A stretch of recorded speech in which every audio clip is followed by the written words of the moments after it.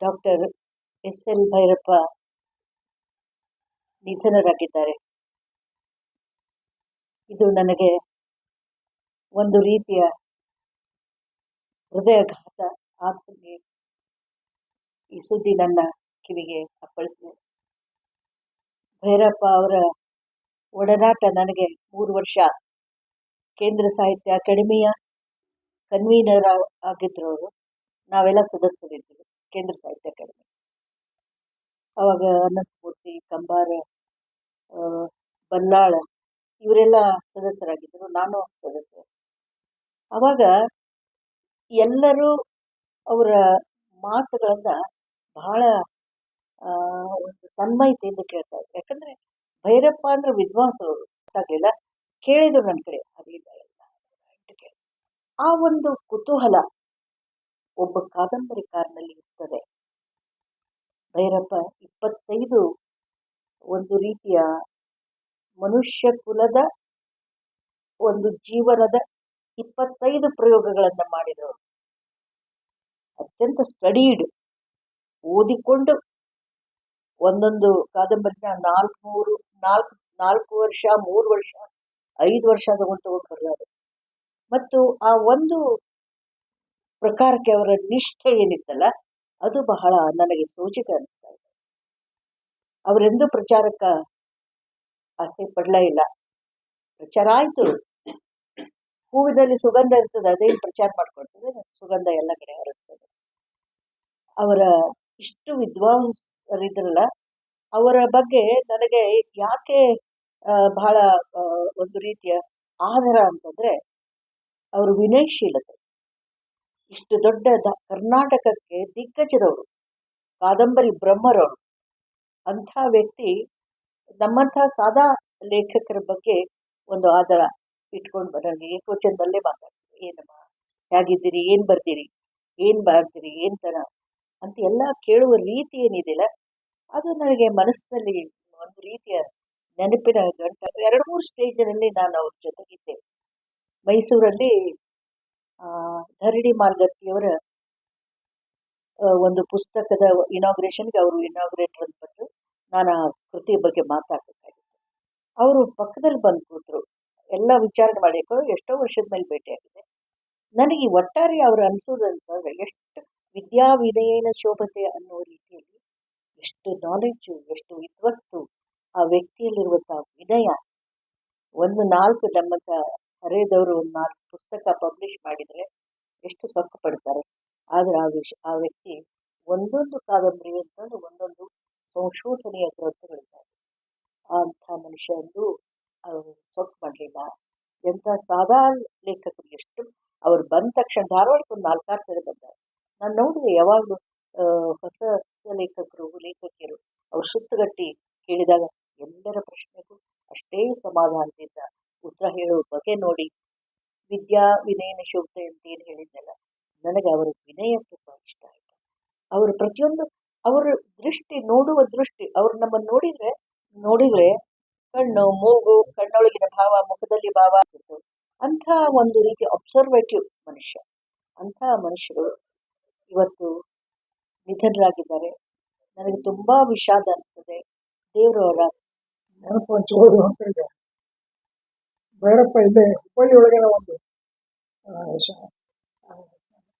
ಹೋಟೆಲ್ನಾಗ ಕೆಲಸ ಮಾಡ್ತಿದ್ರು, ರಾಣಿಬೆನ್ನೂರಾಗ ಕೆಲಸ ಮಾಡ್ತಿದ್ರು. ಬಾಲ್ಯ ಬಡತನದಿಂದ ಕರೆದವರು. ಅದಷ್ಟೇ ಶ್ರೀಮಂತಿಕೆ ಒಳಗೆ ಬೆಳೆದ್ರು ಮುಂದೆ. ಆಮೇಲೆ ಗುಜರಾತಕ್ಕೆ ಹೋದ್ರು, ಫಿಲಾಸಫಿ MA ಮಾಡಿಕೊಂಡು, ಮತ್ತು ಕೊನೆಗೆ ಬಂದು ಮೈಸೂರೊಳಗೆ ರಿಸರ್ಚ್ ಕಾಲೇಜ್ನಾಗ ಪ್ರೊಫೆಸರ್ ಆಗಿದ್ರು. ಅವಾಗಿದ್ದಾಗ ಬರಿತಾನೆ ಇದ್ರು ಫಿಲಾಸಫಿ ಬಗ್ಗೆ. ಮೊದಲು ನಮ್ಮಲ್ಲಿ ಬರೆದಂತಹ ಒಬ್ಬರು ಭೈರಪ್ಪ. ಮತ್ತು ಭೈರಪ್ಪ ಮುಖ್ಯವಾಗಿ ಕಾದಂಬರಿಕಾರರು ಪ್ರಸಿದ್ಧವರು. ಧಾರವಾಡಕ್ಕೂ ಬಹಳ ಸಲ ಬಂದಾರ. ಸಂಗೀತದ ಬಹಳ ಪ್ರೀತಿ ಇತ್ತು. ಮನ್ಸೂರ್ ಅವ್ರ ಕಡೆಗೆ, ಗಂಗೂಬಾಯಿ ಹಾಂದೂರ್ ಅವ್ರ ಕಡೆಗೆ ಸಂಗೀತ ಕೇಳಲಿಕ್ಕೇನೆ ಬರ್ತಿದ್ದಿಲ್ಲ.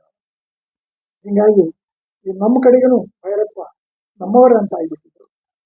ಆದರೆ ಬಹಳ ಮುಖ್ಯವಾಗಿ ಅಂತಂದ್ರೆ ಭೈರಪ್ಪ ಕನ್ನಡದ ಕಾದಂಬರಿಗಳನ್ನ ಬೇರೆ ಭಾಷೆಗಳಿಗೆ ಕೊಟ್ಟವರು. ಬೇರೆ ಭಾಷೆಗಳಿಗೆ ಅನುವಾದ ಆಗಲೇಬೇಕು ಅನ್ನುವಂಥ ಕಾದಂಬರಿಗಳನ್ನ ಬರೆದರು. ಅಷ್ಟು ಲಲಿತವಾಗಿ ಮತ್ತು ಅಷ್ಟೇ ಆಕರ್ಷಕವಾಗಿ ಕಾದಂಬರಿಗಳನ್ನು ಬರೆದವರು. ಬದುಕಿನ ಅನೇಕ ವಿಷಯಗಳನ್ನು ಹುಡುಕೊಂಡು ಹೋಗ್ತಿದ್ರು ಅವರು. ಅವಸರ ಮಾಡ್ತಿದ್ದಿಲ್ಲ ಯಾವುದಕ್ಕೂ. ಯಾವುದೇ ಒಂದು ವಿಷಯವನ್ನು ಕುರಿತು ಒಮ್ಮೊಮ್ಮೆ ವರ್ಷಾನುಗಟ್ಟಲೆ ಆ ವಿಷಯವನ್ನು ಕುರಿತು ಹುಡುಕಿ ಹುಡುಕಿ ಹುಡುಕಿ ಅದ್ರ ಬಗ್ಗೆ ಕಾದಂಬರಿ ಬರೀತಿದ್ರು. ಮುಖ್ಯವಾಗಿ ಮರಾಠಿ ಒಳಗ ಮತ್ತು ಹಿಂದಿ ಒಳಗ ಮತ್ತು ಬೇರೆ ಇತರ ಭಾಷೆ ನನಗೆ ಅಷ್ಟು ಸಂಪರ್ಕ ಇಲ್ಲ. ಕನ್ನಡ ಕಾದಂಬರಿಗಳನ್ನ ಆ ಭಾಷೆ ಅವರು ಬಹಳ ಅನುವಾದ ಮಾಡ್ತಾರೆ. ಮರಾಠಿ ಒಳಗಂತೂ ಬಹುಶಃ ಇವತ್ತು ಬಹಳ ದೊಡ್ಡ ವಿಷಾದದ ಸಂಗತಿ ಅದು. ಅಷ್ಟರ ಮಟ್ಟಿಗೆ ಅವರು ಪ್ರಚಾರದೊಳಗಿದ್ದರು, ಪ್ರಚಲಿತರಾಗಿದ್ದರು, ಹೆಸರು ಮಾಡಿಕೊಂಡಿದ್ದರು. ನಮ್ಮಲ್ಲೇನೆ ಇನ್ನೂ ಅಷ್ಟು ಹೆಸರಾಗಿದ್ದಿಲ್ಲ. ನಮ್ಮಲ್ಲಿ ಬಹಳಷ್ಟು ವಿವಾದಕ್ಕೆ ಏನೇನೋ ಪ್ರಸಂಗಗಳಿಗೆ ಸಿಕ್ಕೊಂಡು ಹೋದ್ರು. ಅದು ಬೇರೆ ಕಡೆಗೆ ಅವೆಲ್ಲ ಇರಲಿಲ್ಲ. ಭೈರಪ್ಪನವರು ಇಲ್ಲ ಅಂತ ಹೇಳೋದು ಇಲ್ಲ. ಅವ್ರ ಕಾದಂಬರಿಗಳಲ್ಲಿ, ಅವ್ರ ಬರವಣಿಗೆಗಳಲ್ಲಿ ಯಾವಾಗಲೂ ಇರ್ತಾರೆ. ಹೀಗಾಗಿ ಅವ್ರು ಇಲ್ಲ ಅಂತ ಹೇಳೋದ್ರಾಗ ಆಗ್ತಿಲ್ಲ. ನಮ್ಮಲ್ಲೆಲ್ಲ ಬಂದಾಗ ನಮ್ಮ ಮನೆಯವರು ಬಂದು ಇಲ್ಲೇ ಊಟ ಮಾಡಿದ್ರು. ಮತ್ತೆ ಹೇಮಾ ಮನೆಗೂ ಅಲ್ಲಿನೂ ಬರ್ತಿದ್ರು. ಇವ್ರ ತಂದೆ ಜೊತೆಗೆ ಬಹಳ ಮಾಡ್ತಿದ್ರು. ಅವರು ಫಿಲಾಸಫಿ ಎಲ್ಲ ಬಳ್ಳವರು, ಇವರು ಫಿಲಾಸಫಿ ಬಳ್ಳವರು, ಬಹಳ ಆತ್ಮೀಯವಾಗಿ ಮಾತಾಡ್ತಾ ಇದ್ರು. ನಮಗೆ ಅದಕ್ಕಿಂತ ಹೆಚ್ಚು ಆತ್ಮೀಯತೆ ನನಗೆ ಕಾದಂಬರಿ ಓದೋದು ಬಹಳ ಕಡಿಮೆ. ಅದು ಓದಿದ್ದನ್ನ ಓದ್ತಿದ್ದೆ, ಸಂತೋಷದಿಂದ ಓದ್ತಿದ್ದೆ. ಅದರ ಜೊತೆ ಚರ್ಚೆ ವಿಚಾರ ಮಾಡಲಿಲ್ಲ. ಇಲ್ಲ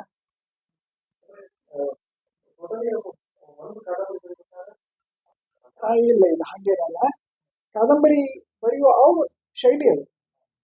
ಈಗ ಒಂದು ಮಹಾಭಾರತದ ಒಂದು ಕಥೆ ತಗೊಂಡ್ರೆ, ಅದು ಯಾರ್ಯಾರು ಎಲ್ಲೆಲ್ಲಿ ಮಹಾಭಾರತದ ಕಥೆ ಒಳಗೆ ಎಲ್ಲ ಉಲ್ಲೇಖ ಇರ್ತಿದ್ವಲ್ಲ, ಅಲ್ಲೆಲ್ಲ ಹುಡ್ಕೊಂಡು ಹೋಗ್ತಿದ್ವು. ಅದು ಹುಡುಕೊಂಡು ಹೋಗಿದ್ದನ್ನ ಕಾದಂಬರಿ ಅಂತ ಬರೀಬೇಕಲ್ಲ. ನಾವು ಹುಡುಕೊಂಡು ಹೋಗೋದು ಇತಿಹಾಸ, ಚರಿತ್ರೆ, ಅದು ಇನ್ವೆನ್ಷನ್. ಆದ್ರೆ ಕಾದಂಬರಿ ಅಂತ ಬರೆದಾಗ ಅದನ್ನ ಜನ ಓದುದು ಇನ್ವೆನ್ಷನ್ ಅಂತ ಓದುವುದಿಲ್ಲ, ಕಾದಂಬರಿ ಅಂತಾನು ಓದ್ತಾರೆ, ಒಂದು ರಂಜಕ ವಿಷಯ ಅಂತಾನು ಓದ್ತಾರೆ. ಅವ್ರು ಮತ್ತು ಬರೆದಿದ್ದು ರಂಜನೀಯವಾಗಿನೇ ಬರೆದ್ರು. ಅದು ಕೊನೆಗೆ ಇತಿಹಾಸವನ್ನ ರಂಜನೀಯ ವಸ್ತುವನ್ನು ಮಾಡಿಕೊಂಡ್ರೆ ಇದು ಎಷ್ಟರ ಮಟ್ಟಿಗೆ ಜನರಿಗೆ ಅಪೀಲ್ ಆಗಲಿಲ್ಲ. ಅವರು ಕೊನೆಗೂ ನೋಡುವುದು ಕಾದಂಬರಿ ಅಂತಾನೆ ನೋಡ್ತಾರೆ. ಈಗ ಭೀಮ ಇಲ್ಲಿ ಬಂದಿದ್ದ ಅಂತ ಹೇಳಿದ್ರೆ ಅವ್ರಿಗೆ ಇಲ್ಲಿ ಬಂದಿದ್ದ ಅಂತ ಅಲ್ಲಿ ಹುಡ್ಕೊಂಡು ಬಂದ್ರು ಬೇಡಪ್ಪ. ಅದು ಇಲ್ಲಿ ಅವ್ರಿಗೆ ಅದನ್ನ ಹೇಳುವಾಗ ಭೀಮ ಇಲ್ಲೇ ಇದ್ದಿದ್ದು, ಹೌದು ನಾವು ಕಾದಂಬರಿ ಅಂತಾನೆ ಹೋಗ್ತಿರೋದು. ಹಿಂಗಾಗಿ ಆ ಕಾದಂಬರಿ ಅಂತ ಕೊಟ್ಟಿದ್ದು ಫಾರ್ಮ್ ಕೂಡ ಒಮ್ಮೊಮ್ಮೆ ಜನರನ್ನ ಮರಳು ಮಾಡುತ್ತೆ ಅಂತ ಅನಿಸ್ತದೆ. ಮರಳು ಮಾಡ್ತಾರೆ. ಎಲ್ಲಿ ಯಾವ ಹೋಟೆಲ್ ಅಂತ ಗೊತ್ತಿಲ್ಲ, ಒಟ್ಟು ಇಲ್ಲಿ ಕೆಲಸ ಮಾಡಿದ್ರು ಅವರು. ಬಹಳ ಬಡತನದಿಂದ ಇಲ್ಲಿ ಆಗ ಮಾಣಿ ಕೆಲಸ ಮಾಡಿ ಇಲ್ಲಿ ರಾಣೆಬೆನ್ನೂರು ಹತ್ತಿರ ಒಂದು ದಾರಿ ಒಳಗಿನ ಒಂದು ಯಾವುದೋ ಹೋಟೆಲ್ನಾಗ ಕೆಲಸ ಮಾಡ್ತಿದ್ರು. ಇಂಥವನ್ನ ಅವ್ರು ಇದರೊಳಗೆ ಬರದಾರ, ನಮ್ಮ ಚರಿತ್ರೆ ಒಳಗೆ ಇಂಥಲ್ಲೆಲ್ಲ ಕೆಲಸ ಮಾಡಿದ್ದೆ ಅಂತ ಬರದಾರ. ಅಂದ್ರೆ ಅದು ಕೂಡ ಒಂದು ಅದ್ಭುತ. ಎಷ್ಟು ಸಣ್ಣ ಮನುಷ್ಯ ಇಷ್ಟು ದೊಡ್ಡ ಎತ್ತರಕ್ಕೆ ಏರ್ಬೇಕು ಅಂತಂದ್ರೆ, ಅಧ್ಯಯನ ಮಾಡಬೇಕು ಅಂದ್ರೆ ಅದು ಒಂದು ದೊಡ್ಡ ಎತ್ತರ. ಮತ್ತು ಕೊನೆಗೂ ಹಮಾನಾಯಕರು ಅವರು ಬಹಳ ಆತ್ಮೀಯರಾಗಿದ್ದರು. ದಿಲ್ಲಿಗೆ ಮೇಲಿಂದಲೇ ಕೂಡಿ ಹೋಗ್ತಿದ್ರು. ಅವರು ದಿಲ್ಲಿ ಒಳಗೆ ಎಷ್ಟು ಜನಪ್ರಿಯ ಅಂತಂದ್ರೆ ಅಲ್ಲಿ ಹಿಂದಿ ಜನರಿಗೂ ಕೂಡ. ಆದ್ರೆ ಯಾಕೋ ಏನೋ ಸಾಹಿತಿಗಳಲ್ಲಿ ಒಡನಾಟ ಅಷ್ಟು ಕಡಿಮೆ ಇದೆ. ಇವತ್ತಿಗೂ ಜ್ಞಾನಪೀಠ ಅನ್ನೋದು ಒಂದು ದೊಡ್ಡ ಅವಾರ್ಡು. ಆದ್ರ ಆಶೆ ಅವ್ರಿಗೆ ಇರ್ಲಿಕ್ಕಿಲ್ಲ, ಇರ್ಬೋದು, ಅದೇನು ಹೇಳಕ್ಕಾಗೋದಿಲ್ಲ, ಇದ್ದೇ ಇರ್ತದೆ. ಯಾರಿಗಾದ್ರೂ ಒಂದು ಅವಾರ್ಡ್ ಬರ್ತಿರ್ತದೆ. ಆದ್ರೆ ಆ ಆಶೆ ಅವರಿಗೆ ಕೈಗೂಡ್ಲಿಲ್ಲ. ಯಾಕೆ ಕೈಗೂಡ್ಲಿಲ್ಲ ಅನ್ನೋದು ಒಂದು ರಹಸ್ಯನೇ. ಸಾಹಿತ್ಯ ಅಕಾಡೆಮಿ ಅವರು ಕೂಡ ಅನೇಕ ವರ್ಷಗಳವರೆಗೆ ಅವ್ರಿಗೆ ದೂರ ಇಟ್ಟಿದ್ರು. ಇತ್ತೀಚಿನ ವರ್ಷಗಳಲ್ಲಿ ಸರ್ಕಾರ, ಕೇಂದ್ರ ಸರ್ಕಾರ ಬದಲಿ ಆದ್ಮೇಲೆ ಭೈರಪ್ಪನವರು ದಿಲ್ಲಿ ಒಡನಾಟ ಹೆಚ್ಚಾಯಿತು. ಅಲ್ಲಿಯ ಸಾಹಿತ್ಯ ಸಂಘಗಳ ಜೊತೆ ಒಡನಾಟ ಹೆಚ್ಚಾಯಿತು. ಅಂದ್ರೆ ಅವರ ರಾಜಕೀಯ ಸಿದ್ಧಾಂತಗಳು ಕೂಡ ಇದಕ್ಕೆ ಕಾರಣ, ಪ್ರೇರಕ ಆಗಿರಬೇಕು. ಅವರ ಜೊತೆಯ ಉಳಿದ ಲೇಖಕರ ಮತ್ತು ವಿಚಾರವಂತರ ಒಡನಾಟಕ್ಕೆ ಅಡೆತಡೆ ಆಗಿರಬೇಕು. ರಾಜಕೀಯ ವಿಚಾರಗಳು ಕೂಡ ಅಷ್ಟೇ ಸ್ಟ್ರಾಂಗ್ ಇದ್ರು, ಅಷ್ಟೇ ನಿಖರವಾಗಿ ಹೇಳ್ತಿದ್ದರು. ಅದನ್ನು ಅವರೇ ಹೇಳಬೇಕು. ಆದ್ರೆ ಅವರಂಗೆ ಇನ್ನೊಬ್ರು ಹೇಳಕ್ ಸಾಧ್ಯ ಇರಲಿಲ್ಲ.